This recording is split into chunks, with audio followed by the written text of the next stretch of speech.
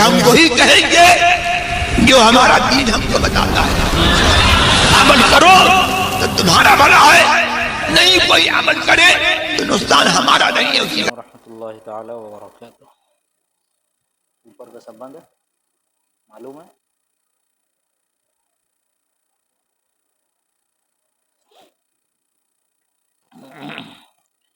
نحمده ونصلي ونسلم على رسوله الكريم اما بعد فاعوذ بالله من الشيطان الرحمن الرحيم.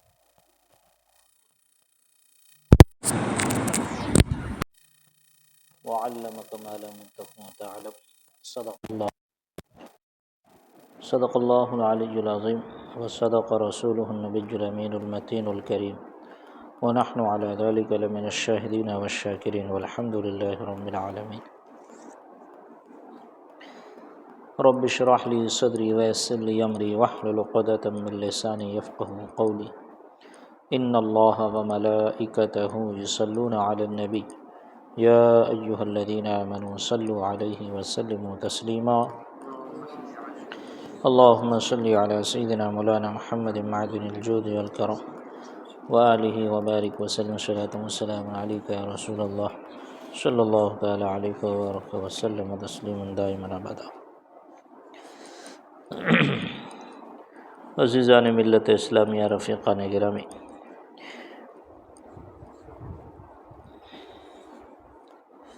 گزشتہ ہفتہ سے پیوستہ جو اتوار گزرا اس میں ہم نے پہلی فصل مکمل کر لی جو کہ نفی غیب کی آیتوں پر مشتمل تھا، اور جن آیتوں کو مخالفین دلیل کے طور پر پیش کرتے ہیں کہ نبی پاک صلی اللہ علیہ وسلم کو علم غیب معاذ اللہ نہیں حاصل تھا. اس اعتراض اور اس کا جواب کہ اسی آیت سے یہ ثابت ہوا جو آیتیں وہ اعتراض میں پیش کرتے ہیں انہی آیتوں سے نبی پاک صلی اللہ علیہ وسلم کے علم غیب کا ثبوت ہمارے علماء اور بزرگان دین نے دیا. وہ چیپٹر مکمل ہوا. اب یہاں سے ان احادیث کا ذکر ہے کہ جو بظاہر نفی غیب پر دلالت کرتی ہے، اور ان احادیث کو پیش کر کے بلکہ وہ نفی غیب پر دلالت کرتی ہی نہیں. بعض احادیث ایسی ہوں گی جو نفی غیب پر دلالت ہی نہیں کرتی، یا اگر دلالت کرتی بھی ہیں تو اس سے مراد علم غیب ذاتی نہ کہ عطائی. اور پورے قرآن میں کہیں بھی اللہ تعالیٰ نے جس طرح یہ نہیں فرمایا کہ ہم نے اپنے محبوب کو علم عطا نہیں کیا، اسی طرح پوری احادیث میں آپ کو کہیں نہیں ملے گا کہ نبی پاک نے فرمایا ہو کہ مجھ کو اللہ تبارک و تعالیٰ نے غیب کا علم نہیں دیا، سمجھے، عطا نہیں فرمایا. تو آئے دیکھتے ہیں ان کے کیا اعتراضات ہے. تو اس سے پہلے مقدمہ کے طور پر یہ بہت بہترین بات کر رہے ہیں اور کہہ رہے ہیں. یہ بات اگر اس کو حرف بحرف یاد کر لی جائے تو یہ ہر اعتراض کے جواب میں کہی جا سکتی ہے جو احادیث کی شکل میں مخالفین پیش کرتے ہیں. کہ مخالفین نفی علم غیب کے لیے بہت سی احادیث پیش کرتے ہیں، ان سب کا اجمالی جواب تو یہ ہے. اجمالی سمجھتے ہیں نا، مجملاً اجمالی، مختصراً شارٹ، سمجھ میں آئی بات. تفصیلاً اسی کو تفصیل سے بیان کرنا، کھولنا، سمجھے، ہاں اس کو کہتے ہیں تفصیلاً. کیا کہتے ہیں تفصیل کو؟ کیا کہتے ہیں انگلش میں؟ ایکسپیل کرنا. اچھا، اسپینڈ کرنا، یعنی کہ تفصیل سے بیان کرنا. تو اس کا اجمالی جواب، مختصراً اجمالی جواب اس کا یہ ہے کہ ان احادیث میں حضور نے یہ نہ فرمایا کہ مجھے رب نے فلاں چیز کا علم نہ دیا، بلکہ کسی میں تو ہے اللہ اعلم کہ اللہ زیادہ جانتا ہے، کسی میں ہے مجھے کیا خبر، کسی میں ہے کہ فلاں بات حضور نے نہ بتائی، کسی میں ہے کہ حضور صلی اللہ علیہ وسلم نے فلاں سے یہ بات پوچھی، سمجھے؟ اور یہ تمام باتیں علم کی نفی ثابت نہیں کرتی، یہ تمام باتیں علم کی نفی ثابت نہیں کرتی۔ پوچھنا اس کا مطلب یہ نہیں ہے کہ نہیں معلوم ہے اس لیے پوچھ رہے ہیں۔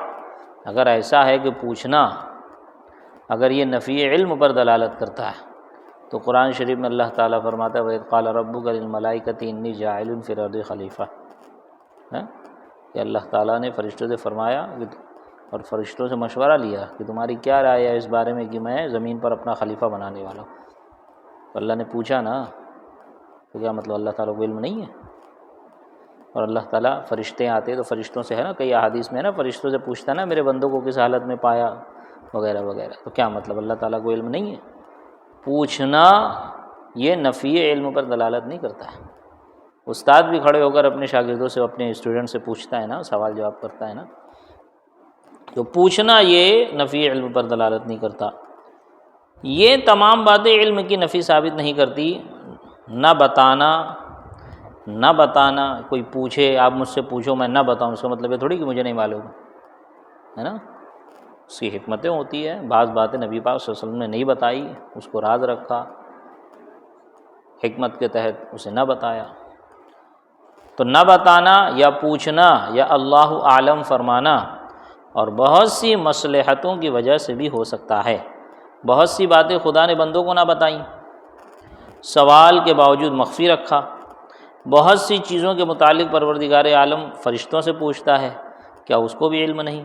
ایک حدیث صحیح قطعی الدلالت ایسی لاؤ جس میں عطائے علم غیب کی نفی ہو، سمجھے؟ بہت صحیح حدیث کی رٹ لگاتے ہیں نا کہ ایک صحیح حدیث لے کے آؤ جو قطعی الدلالت ہو، ہے نا، ظنی الدلالت نہیں ہو، قطعی الدلالت ہو۔ ایک ایسی حدیث لے کے آ جاؤ جس میں نبی پاک نے فرمایا ہو کہ مجھے غیب کا علم نہیں، تو مجھے غیب کا علم نہیں دیا گیا، جس میں عطائے علم غیب کی نفی ہو، مگر انشاءاللہ نہ لا سکیں گے۔ یہ جواب نہایت کافی تھا، مگر پھر بھی ان کی مشہور احادیث عرض کر کے جواب عرض کرتا ہوں، وباللہ توفیق۔ پہلی حدیث مشکات باب و اعلان النکاح کی پہلی حدیث ہے کہ حضور صلی اللہ علیہ وسلم نے ایک نکاح میں تشریف لے گئے جہاں انصار کی کچھ بچیاں دف بجا کر جنگ بدر کے مقتولین کے مرثیہ کے گیت گانے میں لگی۔ مرثیہ سمجھتے ہیں نا، انتقال جو کر جائے اس کے لیے جو پڑھا جاتا ہے اسے مرثیہ کہتے ہیں، سمجھائی بات؟ ہاں، اکثر یہ شیعہ جو پڑھتے ہیں نا سب مرثیہ ہوتا ہے۔ ان میں سے کسی نے یہ مصرع پڑھا، مرثیہ پڑھ رہی تھی سب، مرثیہ کے گیت گانے لگی، ان میں سے کسی نے یہ مصرع پڑھا وفینا نبی یعلم ما فی غدن، ہم میں ایسے نبی ہیں جو کل کی بات جانتے ہیں، وہ کل کی بات جانتے ہیں۔ تو حضور صلی اللہ علیہ وسلم نے فرمایا کہ یہ چھوڑ دو، وہی گائے جاؤ جو پہلے گا رہی تھی۔ اس سے معلوم ہوا کہ حضور علیہ السلام کو علم غیب نہیں تھا، اگر ہوتا تو آپ ان کو یہ کہنے سے نہ روکتے، سچی بات سے کیوں روکا، ہے نا؟ یہ اعتراض، اس حدیث سے یہ اعتراض یہ لوگ کرتے ہیں کہ اگر نبی پاک صلی اللہ علیہ وسلم کو علم غیب ہوتا تو آپ منع کیوں کرتے؟ آپ نے منع کیا، اس کا مطلب یہ کہ نبی پاک صلی اللہ علیہ وسلم کو علم غیب نہیں تھا، اور اگر ہے تو پھر سچی بات سے کیوں روکا؟ ٹھیک۔ جواب، اولاً تو غور کرنا چاہیے کہ یہ مصرع خود ان بچیوں نے تو بنایا ہی نہیں، ہے نا، کیونکہ بچیوں کو شعر بنانا نہیں آتا، اور نہ کسی کافر و مشرک نے بنایا، وہ حضور علیہ السلام کو نبی نہیں مانتے تھے۔ کافر تو بولے گا نہیں، کافر مشرک اگر مان لے تو پھر وہ کافر مشرک، پھر وہ کیا نام ہے، کافر مشرک کہاں رہے گا اگر نبی پاک صلی اللہ علیہ وسلم کی پر ایمان لے آوے۔ وہ حضور علیہ السلام کو نبی نہیں مانتے تھے، لا محالہ، ہے نا، وفینا نبی، کہا کہ ہم میں ایسے نبی ہیں جو آنے والے کل کی خبر دیتے ہیں۔ تو یہ مشرک کا بھی شعر نہیں ہے، کافر و مشرک کا بھی شعر نہیں ہے، نہ ان بچیوں کا بنایا ہوا ہے۔ لا محالہ یہ کسی صحابی کا شعر ہے، لا محالہ یہ کسی صحابی کا شعر ہے۔ بتاؤ وہ شعر بنانے والے صحابی معاذ اللہ مشرک ہیں یا نہیں؟ پھر حضور صلی اللہ علیہ وسلم نے نہ تو اس شعر بنانے والے کو برا کہا، نہ شعر کی مذمت کی، بلکہ اس کو گانے سے روکا۔ کیوں روکا؟ 4 وجہ ہے۔ اولاً تو یہ کہ اگر کوئی ہمارے سامنے ہماری تعریف کرے تو بطور انکسار کہتے ہیں ارے میاں یہ باتیں چھوڑو، وہی باتیں کرو جو پہلے کر رہے تھے، ہے نا، بطور انکسار عاجزی۔ یہ بھی انکساراً فرمایا کہ چھوڑو، یہ مت گاؤ، یہ مت پڑھو، جو پہلے گا رہی تھی وہی گاؤ، جو پہلے پڑھ رہی تھی وہی پڑھو۔ دوسرے یہ کہ کھیل کود گانے بجانے کے درمیان نعت کے اشعار پڑھنے سے ممانعت فرمائی، اس کے لیے ادب چاہیے۔ تیسرے یہ کہ غیب کی نسبت اپنی طرف کرنے کو ناپسند فرمایا، غیب کی نسبت اپنی طرف کرنے کو ناپسند فرمایا کہ غیب تو اللہ ہی جانتا ہے نا، عالم الغیب اللہ ہی ہے، اپنے انبیاء کو اپنے بعض غیب پر مطلع فرما دیتا ہے، اس لیے نبی پاک صلی اللہ علیہ وسلم نے ناپسند فرمایا۔ چوتھے یہ کہ مرثیہ کے درمیان نعت ہونا ناپسند فرمایا، جیسا کہ آج کل نعت خواں کرتے ہیں کہ نعت و مرثیہ کو ملا کر پڑھتے ہیں۔ مرقات میں اسی حدیث کے ماتحت ہے، یہ ملا علی قاری اکثر و بیشتر ان کا حوالہ آتا ہے، جو کہ مشکات کی بڑی ہی مشہور و معروف یہ شرح ہے مرقات، اس کے شارح ہے، اس کے لکھنے والے ہیں ملا علی قاری، جس کا معنی اور مفہوم یہ ہے کہ منع فرمایا علم کی نسبت اپنی طرف کرنے کو، کیونکہ علم غیب خدا کے سوا کوئی نہیں جانتا، اور رسول وہی غیب جانتے ہیں جو اللہ بتائے۔ یا یہ ناپسند کیا کہ آپ کا ذکر دف بجانے میں یا مقتولین کے مرثیہ کے درمیان کیا جائے، کیونکہ آپ کا درجہ اس سے اعلیٰ ہے۔ اشیعۃ اللمعات، یہ علامہ یہ شیخ عبدالحق محدث دہلوی علیہ رحمۃ الرضوان کی شرح مشکات کی فارسی میں، اور اس کا ترجمہ کئی ایک لوگوں نے کیا ہے، میرے پاس جو ہے وہ عبدالحکیم شرف قادری علیہ رحمۃ الرضوان پاکستان والے، انہوں نے کیا۔ اسی حدیث کے تحت آپ فرماتے ہیں شیخ عبدالحق محدث دہلوی، شارحین نے کہا ہے کہ حضور علیہ السلام کا اس کو منع فرمانا اس لیے ہے کہ اس میں علم غیب کی نسبت حضور کی طرف ہے، لہٰذا آپ کو ناپسند آئی، اور بعض نے فرمایا کہ آپ کا ذکر شریف کھیل کود میں مناسب نہیں۔ ٹھیک، اب دوسری حدیث دیکھیں، مدینہ پاک میں انصار باغوں میں نر درخت کی شاخ مادہ درخت میں لگاتے تھے تاکہ پھل زیادہ دے، اس فعل سے انصار کو حضور علیہ السلام نے منع فرمایا۔ اس کام کو عربی میں تلقیح کہتے ہیں۔ انصار نے تلقیح چھوڑ دی، خدا کی شان پھل گھٹ گئے، اس کی شکایت سرکار دو عالم کی خدمت میں پیش ہوئی تو فرمایا انتم اعلم باموری دنیاکم، اپنے دنیاوی معاملات تم خوب جانتے ہو۔ معلوم ہوا آپ کو یہ علم نہ تھا کہ تلقیح روکنے سے پھل گھٹ جائیں گے، اور انصار کا علم آپ سے زیادہ ثابت ہوا۔ جواب، حضور علیہ السلام کا فرمانا انتم اعلم باموری دنیاکم، کہ تمہاری دنیا کے معاملات تم زیادہ جانتے ہو، یہ اظہار ناراضگی کے طور پر تھا، یہ اظہار ناراضی ہے کہ جب تم صبر نہیں کرتے تو دنیاوی معاملات تم جانو۔ جیسے ہم کسی سے کوئی بات کہیں اور وہ اس میں کچھ تأمل کرے تو کہتے ہیں بھائی تو جان، اس سے نفی علم مقصود نہیں ہوتی ہے نا، کہ برداشت نہیں کر رہا ہے بندہ، اس کو سمجھا رہے پھر بھی نہیں سن رہا ہے، اور پھر آخر میں نقصان کرتا ہے اور کہتا ہے دیکھو میں نے تمہاری بات مانی، ایسا ہو گیا، تو بندہ غصے میں کیا کرتا ہے، ناراض ہو، کہ برداشت بھی نہیں کر رہا ہے، اس کے اندر قوت برداشت ہی نہیں ہے۔ تو بھائی اپنے معاملات تم ہی جانو، میرے سے پوچھنے مت آنا آپ، ہے نا۔ تو اسی طور پر اب دیکھو اس میں شرح شفا ملا علی قاری کی بحث معجزات میں آپ فرماتے ہیں، جس کا ترجمہ یہ ہے کہ اللہ تعالیٰ نے حضور علیہ السلام کو تمام دینی و دنیاوی مصلحتوں پر مطلع فرمانے سے خاص فرمایا۔ اس پر یہ اعتراض ہے کہ حضور نے انصار کو درختوں کی تلقیح کرتے ہوئے پایا تو فرمایا تم اس کو چھوڑ دیتے تو اچھا تھا۔ نر درخت کی شاخ کو مادہ درخت میں لگاتے تھے تو اس سے پھل زیادہ ہوتا، یعنی اس کو کہتے تلقیح کرنا۔ اگر تم تلقیح کو چھوڑ دیتے تو تمہارے لیے اچھا تھا۔ انہوں نے چھوڑ دیا تو کچھ پھل ہی نہ آیا یا ناقص آیا، تو فرمایا کہ اپنے دنیاوی معاملات تم جانو۔ تو شیخ سنوسی نے فرمایا کہ آپ نے چاہا تھا کہ ان کو خلاف عادت کام کر کے باب توکل تک پہنچا دیں، انہوں نے نہ مانا تو فرما دیا کہ تم جانو۔ اگر وہ یہ مان جاتے اور 2-1 سال نقصان برداشت کر لیتے تو وہ اس محنت سے بچ جاتے۔ سمجھ میں آئی بات؟ اس محنت سے بچ جاتے۔ ملا علی قاری اسی شرح شفا جلد 2 صفحہ 238 میں فرماتے ہیں وَلَوْ ثَبَتُوا عَلَى كَلَامِهِ لَفَاقُوا فِي الْفَنِّ وَلَا ارْتَفَعَ عَنْهُمْ كُلْفَةُ الْمُعَالَجَةِ۔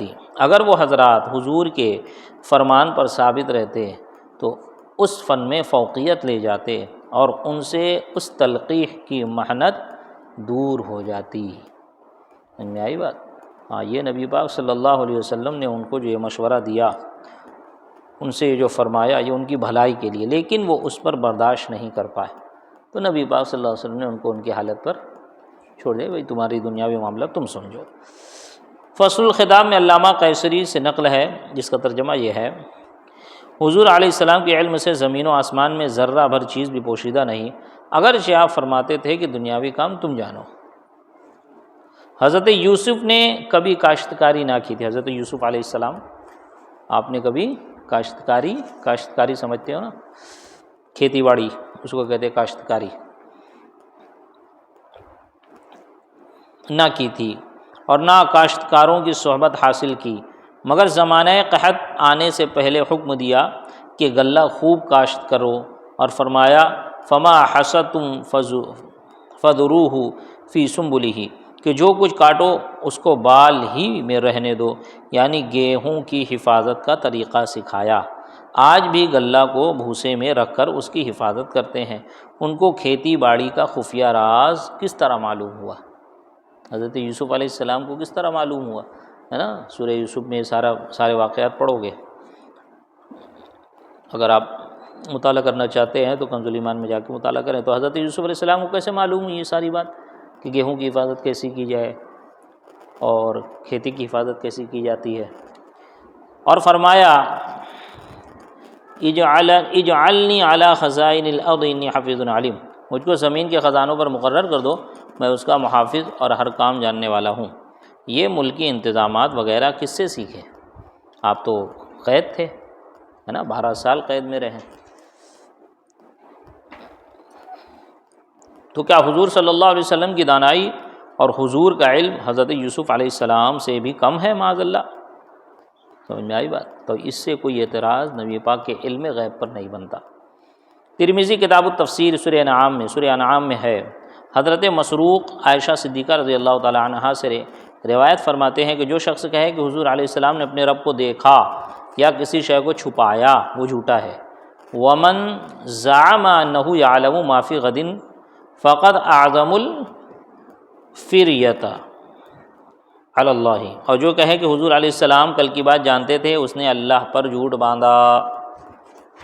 اب یہ اس سے اعتراض اس حدیث سے کہ دیکھو حضرت عائشہ تو صاف صاف کہہ رہی ہیں، اور حضرت عائشہ کی روایت اب اس کا جواب دے کے حضرت صدیقہ رضی اللہ تعالی عنہ کی یہ تینوں باتیں اپنے ظاہری معنی پر نہیں ہیں، آپ کے یہ قول اپنے رائے سے ہیں، اس پر کوئی حدیث مرفوع نہیں فرماتی بلکہ آیات سے استدلال فرماتی ہیں۔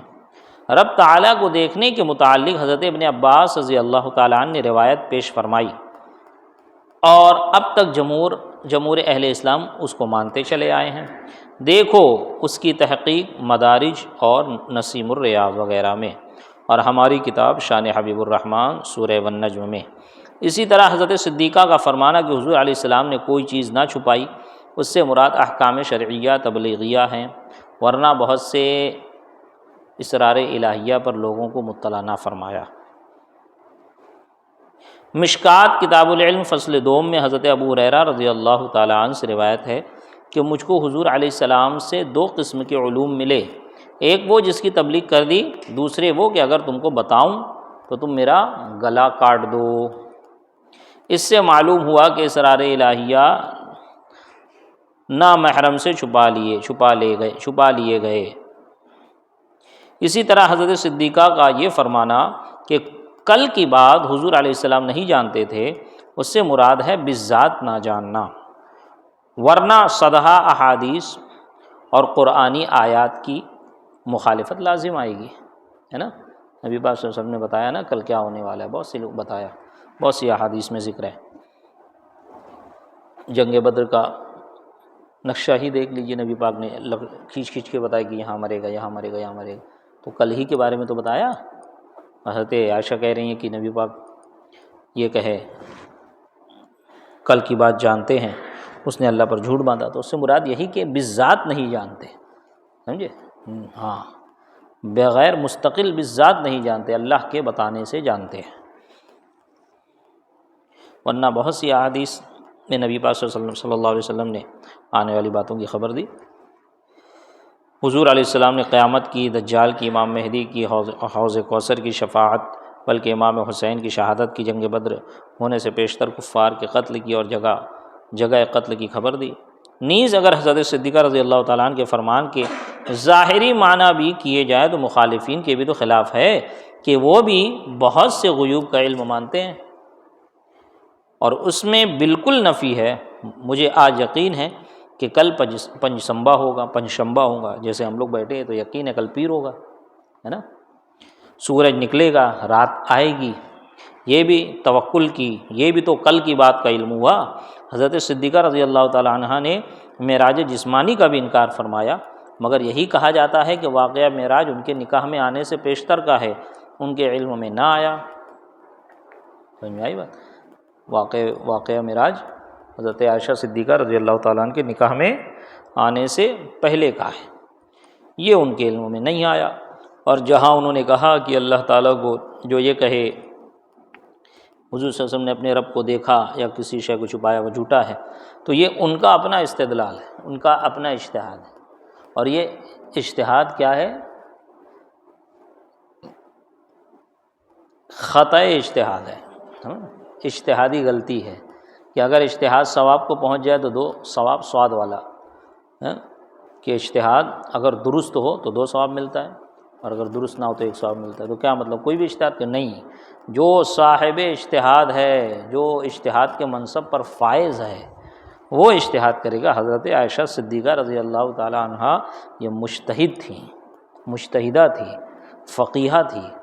بڑے بڑے صحابہ کرام حضرت عائشہ صدیقہ رضی اللہ تعالیٰ عنہ کے پاس آتے مسائل پوچھنے، لوگ آپ سے احادیث پڑھا کرتے ہیں، سمجھے؟ تو یہ ان کی اجتہادی غلطی تھی۔ اور اجتہادی غلطی کیسے؟ کہ وہ آیت سے استدلال کر دی۔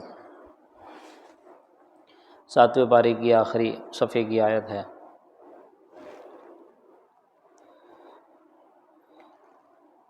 لا تدرک الابصار وهو یدرک الابصار۔ یہی بات، ہاں، اس کی لمبی تفصیل ہے رویت باری پر، بس یہاں اصل جو محل استشہاد ہے وہ یہ ہے علم غیب سے متعلق، اس لیے انہوں نے اس کا مختصر جواب دے دیا کہ جو اس کی تحقیق دیکھنا چاہے تو مدارج النبوہ میں دیکھے، اور نسیم الریاض یہ شفا شریف کی شرح ہے۔ شفا شریف علامہ قاضی ایاز مالکی اندلسی علیہ رحمۃ الرضوان، ان کی بڑی ہی مشہور و معروف کتاب ہے۔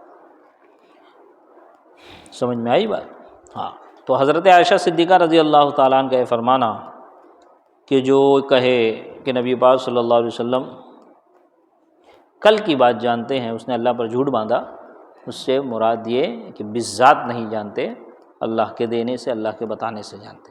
اور اگر ظاہری معنی پر لے لیا جائے، جو ظاہری الفاظ ہے کہ جو یہ کہے کہ نبی پاک صلی اللہ علیہ وسلم کل کی بات جانتے ہیں، اس نے اللہ پر جھوٹ باندھا ہے نا. تو وہ اس سے مراد اگر تم یہ لے رہے ہو کہ نبی پاک کو غیب کا علم نہیں تھا، تو چاہے وہابیہ ہو چاہے دیابنا ہو، ان دونوں کا یہ عقیدہ ہے کہ نبی پاک صلی اللہ علیہ وسلم کو، انبیاء کو غیب کا علم تھوڑا سا ہوتا ہے، بس ان کے تھوڑے اور ہمارے تھوڑے میں زمین آسمان کا فرق ہے. وہ تھوڑا ہی سا لیتے ہیں، لیکن تھوڑا سا مانتے تو ہیں نا. اور یہاں تو پورے کی نفی ہو رہی ہے. وہ 100% میں سے 2% مان رہے، یہ کہہ رہے نہیں 1% بھی نہیں ہے.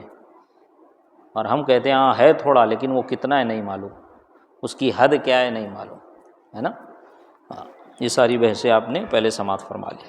اب دیکھیں چوتھی بات، صدیقۃ الکبریٰ کا ہار گم ہو گیا، جگہ جگہ تلاش کرایا گیا، نہ ملا. بڑا مشہور و معروف واقعہ ہے، حضرت عائشہ صدیقہ رضی اللہ تعالیٰ عنہ کا ہار گم ہو گیا، اور پھر جگہ جگہ نبی پاک نے کوچ کر دیا، اور کوچ کرنے سے روکا، پڑاؤ ڈال دیا، اور پھر ہار ڈھونڈایا گیا، تلاش کرایا گیا، ہار نہ ملا. پھر اونٹ کے نیچے سے برآمد ہوا، جب اونٹ اٹھا تو اس کے نیچے سے برآمد ہوا. اگر حضور صلی اللہ علیہ وسلم کو علم تھا تو لوگوں کو اسی وقت کیوں نہ بتا دیا کہ ہار وہاں ہے؟ معلوم ہوا کہ علم نہیں تھا، اگر علم ہوتا تو بتا دیتے، ہے نا. یہ اعتراض ہے، یہ بھی بہت اعتراض، اس حدیث کو لے کے بہت یہ لوگ ہنگامہ مچاتے ہیں. اب اس حدیث سے نہ بتانا معلوم ہوا، نہ کہ نہ جاننا. نہ بتانا معلوم ہوا، نہ کہ نہ جاننا.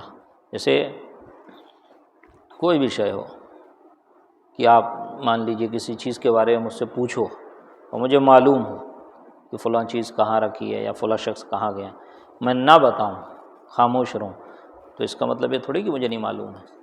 نہ بتانا یہ نہ جاننے پہ دلالت نہیں کرتا ہے.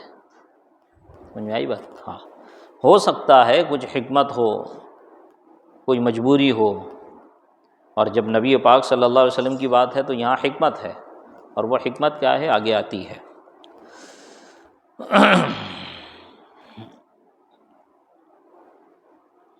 اس حدیث سے نہ بتانا معلوم ہوا، نہ کہ نہ جاننا، اور نہ بتانے سے سدہا حکمتیں ہوتی ہیں. بعض حضرات نے چاند کے گھٹنے بڑھنے کا سبب دریافت کیا کہ چھوٹا ہو جاتا ہے پھر بڑا ہو جاتا ہے، کیا بات ہے؟ رب تعالیٰ نے نہ بتایا، تو کیا خدائے پاک کو بھی علم نہیں؟ مرضی الہی یہ تھی کہ صدیقہ کا ہار گم ہو، مسلمان اس کی تلاش میں یہاں رک جائے، ظہر کا وقت آ جائے، پانی نہ ملے، تب حضور علیہ السلام سے عرض کیا جائے کہ اب کیا کریں، تب یہ آیت تیمم نازل ہو، جس سے حضرت صدیقہ رضی اللہ تعالیٰ عنہ کی عظمت قیامت تک کے مسلمان معلوم کر لیں کہ ان کے طفیل ہم کو تیمم کا حکم ملا. سمجھے؟ حضرت صدیقہ رضی اللہ تعالیٰ عنہ کا ہار گم ہوا تو ان کا ہار ڈھونڈنے کے لیے پڑاؤ ڈالا گیا، ہار ڈھونڈتے ڈھونڈتے ظہر کا وقت آ گیا، پانی نہیں، ایسی جگہ پڑاؤ ڈالا گیا تھا کہ وہاں پانی نہیں، اور لشکر میں بھی پانی ختم، یا جن لوگوں کو نبی پاک نے روکا ہوگا، یا جو لوگ تھے، جتنے بھی تھے، ان کے پاس پانی نہیں اور پانی بھی ختم ہے. اب کیا کریں؟ تیمم کا حکم ابھی تک نازل نہیں ہوا تھا کہ مٹی سے تیمم، پاک مٹی سے تیمم کر لیا جائے. تو پھر اللہ تعالیٰ نے تیمم کا حکم نازل فرمایا، یعنی کہ حضرت عائشہ صدیقہ رضی اللہ تعالیٰ عنہ کے ہار گمنا یہ باعث بنا، یہ سبب بنا اس آیت کے نازل ہونے کی. تو حکمت تھی اس میں اللہ تبارک و تعالیٰ کی. اور اس سے حضرت عائشہ صدیقہ رضی اللہ تعالیٰ عنہ کی عظمت بھی کا بھی پتہ لگ گیا کہ ان کے صدقے میں تمام دنیا کے مسلمانوں کو، قیامت تک کے آنے والے مسلمانوں کو تیمم کا حکم بتلا دیا گیا. اگر اسی وقت ہار بتا دیا جاتا تو آیت تیمم کیوں نازل ہوتی؟ ہار مل جاتا، پڑاؤ آگے بڑھ جاتے، جہاں پانی آتا وہاں رکتے، وضو کرتے، نماز پڑھتے. رب کے کام اسباب سے ہوتے ہیں. تعجب ہوتا ہے کہ جو آنکھ قیامت تک کے حالات کا مشاہدہ کرے، اس سے اونٹ کے نیچے کی چیز کس طرح مخفی ہے. شان محبوب خدا صلی اللہ علیہ وسلم پہچاننے کی خدا توفیق دے. مشکات باب الحوض والشفاعت صفحہ 27 میں ہے، جس کا ترجمہ یہ ہے: حوض پر ہمارے پاس کچھ قومیں آئیں گی. حوض سے مراد حوض کوثر. حوض پر ہمارے پاس کچھ قومیں آئیں گی جن کو ہم پہچانتے ہیں اور وہ ہم کو پہچانتے ہیں، پھر ہمارے اور ان کے درمیان آڑ کر دی جائے گی۔ ہم کہیں گے کہ یہ تو ہمارے لوگ ہیں، تو کہا جائے گا کہ آپ نہیں جانتے کہ انہوں نے آپ کے بعد کیا نئے کام کیے، پس ہم فرمائیں گے دوری ہو اس کو جو میرے بعد دین بدلے۔ اس سے معلوم ہوا کہ حضور علیہ السلام کو قیامت میں بھی اپنے پرائے اور مومن و کافر کی پہچان نہ ہوگی، کیونکہ آپ مرتدین کو فرمائیں گے کہ یہ میرے صحابہ ہیں، اور ملائکہ عرض کریں گے کہ آپ نہیں جانتے۔ جواب: حضور علیہ السلام کا ان کو صحابی کہنا طعن کے طور پر ہوگا، طعنہ مارتے ہیں نا، حضور علیہ السلام کا ان کو صحابی کہنا طعن کے طور پر ہوگا کہ ان کو آنے دو، یہ تو ہمارے بڑے مخلص صحابہ ہیں، اور ملائکہ کا یہ عرض کرنا ان کو سنا کر غمگین کرنے کے لیے ہوگا کہ ورنہ ملائکہ نے ان کو یہاں تک آنے ہی کیوں دیا۔ ملائکہ حوض کوثر تک ان لوگوں کو، کیونکہ حوض کوثر سے تو مسلمان پئیں گے نا، جنتیوں کو حوض کوثر سے پینا نصیب ہوگا، ورنہ ملائکہ نے ان کو یہاں تک آنے ہی کیوں دیا۔ جیسا کہ قرآن کریم میں ہے کہ جہنمی کافر سے کہا جائے گا ذُقْ اِنَّکَ انت العزیز الکریم، عذاب چکھ تو عزت والا کرم والا ہے۔ حضرت ابراہیم علیہ السلام نے سورج کو دیکھ کر فرمایا ھذا ربی، یہ میرا رب ہے، سمجھے؟ یہ کس لیے فرمایا؟ یہ طعن کے طور پہ فرمایا ان لوگوں کو، جیسے کہ جہنمیوں کو کہا جائے گا ذُقْ اِنَّکَ انت العزیز الکریم، عذاب چکو تو عزت والا کرم والا ہے نا، جیسے قرآن میں جگہ جگہ ہے فبشرہم بعذاب علیم، تو انہیں عذاب کی خوشخبری دے۔ تو خوشخبری کس چیز کی دی جاتی ہے؟ کسی کا انتقال ہو تو اعلان کریں گے حضرات ایک خوشخبری سماعت فرمائیں گے فلاں فلاں کا انتقال ہو گیا، گھر والے آگے پٹک کے ماریں گے۔ کیوں کہا جاتا ہے یہ؟ کیا یہ ہے استہزاء، یہ مذاق اڑانا ہے، یہ طعن کرنا ہے، سمجھے؟ تمہیں خوشخبری ہو تمہارا مال برباد ہو گیا، تو خوشخبری ہے نہیں، سامنے والے کو کب مذاق اڑانا ہے، اس کو استہزاء کرنا ہے۔ اللہ تعالیٰ ان سے فرمائے گا قیامت میں کافروں سے ذُقْ اِنَّکَ انت العزیز الکریم، چکھو عذاب، تم لوگ تو بڑے عزت والے ہو نا، عذاب چکھو۔ یہ طعنے کے طور پہ بولا جاتا ہے۔ اور حضرت ابراہیم علیہ السلام نے جیسے کہا، آپ نے پہلے چاند کو کہا، پھر سورج کو کہا، چاند کو دیکھ کر آپ نے فرمایا، سورج کو دیکھ کر فرمایا تھا ھذا ربی، اسی طرح چاند کو دیکھ کر آپ نے فرمایا کہ یہ میرا رب ہے، ستارے کو دیکھ کے آپ نے فرمایا یہ میرا رب ہے۔ کیا مطلب؟ آپ کو رب کی پہچان نہیں؟ آپ ان کفار کو پر زجر و توبیخ کر رہے تھے، ان کفار کو طعنہ کر رہے تھے یہ خدا ہے، یہ تو خود ڈوب جاتا ہے پھر نکلتا ہے، یہ تو کسی اور کا محتاج ہے، یہ ستارہ یہ خدا ہے، یہ تو رات میں چمکتا ہے دن میں غائب ہو جاتا ہے، یہ چاند اس کا پتہ ہی نہیں چلتا ہے، کئی دن غائب رہتا ہے۔ تو یہ طعنے کے طور پر، سنانے کے طور پر ہے کہ یہ رب نہیں ہے، رب تو وہ ہے جو ان سب کو پیدا کیا ہے۔ 7ویں پارے میں سورہ انعام میں آپ پڑھ سکتے ہو۔ پھر غور کی بات تو یہ ہے کہ آج تو حضور علیہ السلام اس سارے واقعہ کو جانتے ہیں اور فرماتے ہیں عارفہم، ہم ان کو پہچانتے ہیں، کیا اس دن بھول جائیں گے؟ اپنے صحابہ سے کیا کہہ رہے ہیں؟ صحابہ، یہ حدیث شریف ہے نا، یہ نبی پاک صلی اللہ علیہ وسلم نے قیامت کی خبر دی نا کہ وہ لوگ آئیں گے، تو ان کو جان رہے ہیں نا کہ وہ لوگ آئیں گے، جب زندگی میں جان رہے ہیں، جب بتا رہے ہیں اس وقت جان رہے، تو کیا قیامت میں بھول جائیں گے؟ سمجھ میں آئی بات؟ تو یہ کس طور پر ہوگا؟ یہ ان کو تکلیف پہنچانا، ان کو سنانے کے لیے ہوگا قیامت میں کہ جو چیز تم دنیا میں کر کے آئے ہو اب اس کا بدلہ یہاں پاؤ، اب تمہیں ہماری صحبت نہیں ملنے والی، اب تمہیں حوض کوثر سے کچھ نہیں ملنے والا، سمجھے؟ پھر غور کی بات تو یہ ہے کہ آج حضور علیہ السلام اس سارے واقعے کو جانتے ہیں اور فرماتے ہیں عارفہم، ہم ان کو پہچانتے ہیں، کیا اس دن بھول جائیں گے؟ نیز قیامت کے دن مسلمانوں کی چند علامات ہوں گی، اعضائے وضو کا چمکنا، چہرہ نورانی ہونا، یوم تبیض وجوہ و تسود وجوہ، داہنے ہاتھ میں نامہ اعمال کا ہونا۔ قرآن میں ساری چیزیں بیان کر دی گئی نا، اس کو سیدھے ہاتھ میں دے دیا گیا نامہ اعمال، وہ کامیاب ہو گیا، وہ کامیاب ہو جائے گا، وہ سمجھ جائے گا کہ میں کامیاب ہو گیا، جس کو سیدھے ہاتھ میں اس کا نامہ اعمال دے دیا، اور جس کو پیٹھ پیچھے گھما کے نامہ اعمال، الٹے ہاتھ میں دیا گیا تو سمجھ گیا میں خسارہ ہی خسارہ، تو اسی وقت نہ ظاہر ہو جائے گا کون جنتی ہے کون جہنمی ہے۔ اور پھر نبی پاک صلی اللہ علیہ وسلم نے فرمایا کہ میں اپنی امتیوں کو قیامت میں ایسے پہچان لوں گا، میں اپنی امتیوں کو اعضائے وضو کی چمک کی وجہ سے پہچان لوں گا۔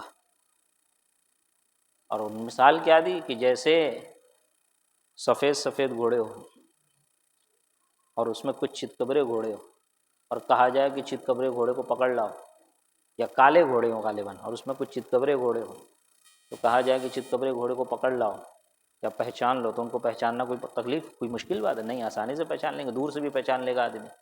نبی پاک نے اس طرح فرمایا کہ میں اس طرح اپنے امتیوں کو کل بروز قیامت پہچان لوں گا کہ ان کے اعضائے وضو، منہ، ہاتھ، سر، پیر یہ چمکتے ہوں گے، اور یہ خاصیت صرف امت محمدیہ کی ہے، ورنہ وضو پہلے بھی تھا، بنی اسرائیل میں بھی وضو تھا، لیکن یہ خاصیت صرف امت محمدیہ کی ہے کہ کل بروز قیامت ان کے اعضائے وضو چمکیں گے۔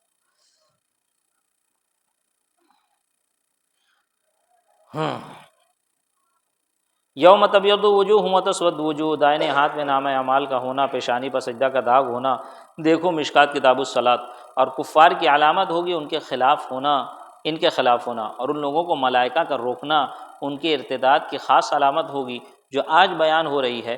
پھر کیا وجہ ہے کہ اتنی علامات کے ہوتے ہوئے حضور ان کو نہ پہچانے؟ نیز آج تو حضور علیہ الصلوۃ والسلام نے جنتی و جہنمی لوگوں کی خبر دے دی، عشرہ مبشرہ کو بشارت دے دی، 2 کتابیں صحابہ کرام کو دکھا دی جن میں جنتی و جہنمی لوگوں کے نام ہیں، وہاں نہ پہچاننے کے کیا معنی؟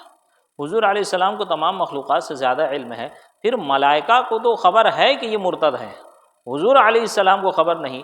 رب تعالیٰ فرماتا ہے یعرف المجرمون بسیماہم، نیز فرماتا ہے سیماہم فی وجوہہم من اثر السجود، معلوم ہوا کہ قیامت میں نیک بد اور وبد لوگوں کی علامات چہروں پر ہوں گی۔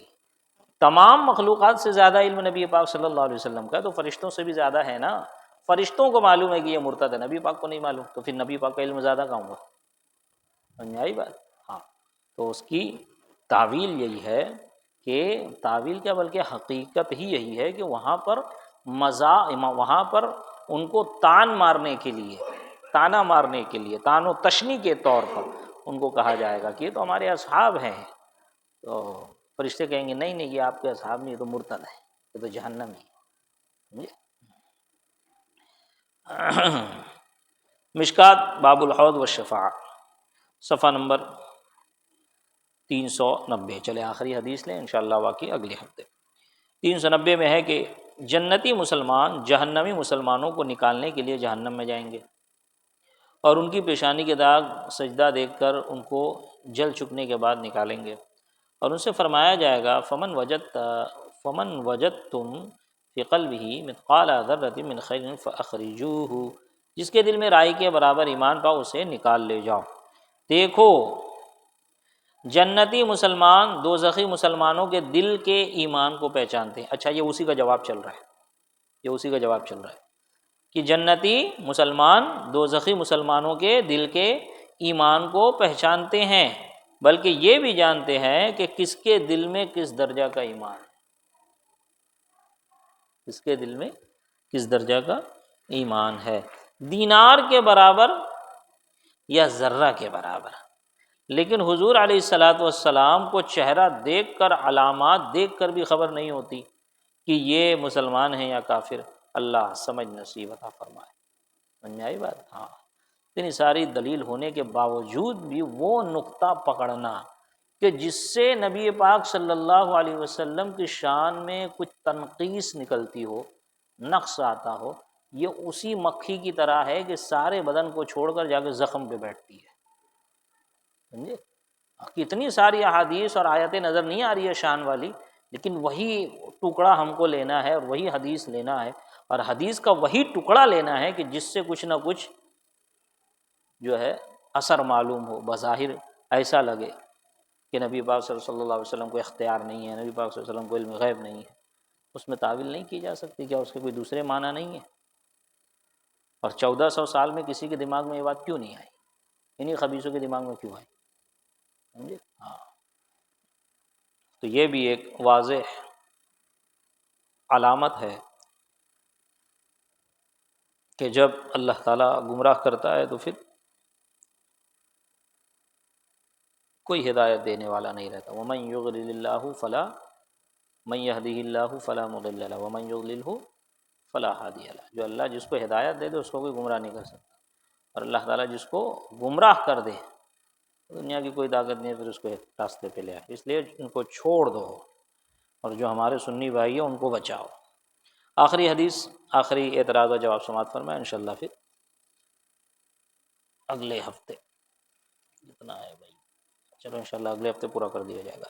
بخاری جلد اول کتاب الجنائز صفحہ 166 میں حضرت ام العلا کی روایت ہے، واللہ ما ادری وانا رسول اللہ ما یفعل بی، خدا کی قسم میں نہیں جانتا حالانکہ میں اللہ کا رسول ہوں کہ میرے ساتھ کیا کیا جائے گا۔ اس سے معلوم ہوا کہ حضور علیہ السلام کو اپنی بھی خبر نہ تھی کہ قیامت میں مجھ سے کیا معاملہ ہوگا۔ جواب، اس جگہ علم کی نفی نہیں بلکہ درایتاً کی نفی ہے، یعنی میں اپنی اٹکل و قیاس سے نہیں جانتا کہ میرے ساتھ کیا معاملہ ہوگا، بلکہ اس کا تعلق وحی الہی سے ہے۔ تو اے ام العلا، تم جو عثمان ابن مظعون کے جنتی ہونے کی گواہی محض قیاس سے دے رہی ہو یہ معتبر نہیں۔ اس غیب کی خبروں میں تو انبیاء کرام بھی قیاس نہیں، اس غیب کی خبروں میں تو انبیاء کرام بھی قیاس نہیں فرماتے، ورنہ مشکات باب و فضائل سید المرسلین میں ہے کہ ہم اولاد آدم کے سردار ہیں، اس روز لواء الحمد ہمارے ہاتھ میں ہوگا، آدم آدمیان ہمارے جھنڈے کے نیچے ہوں گے، ان کی مطابقت کس طرح کی جائے گی؟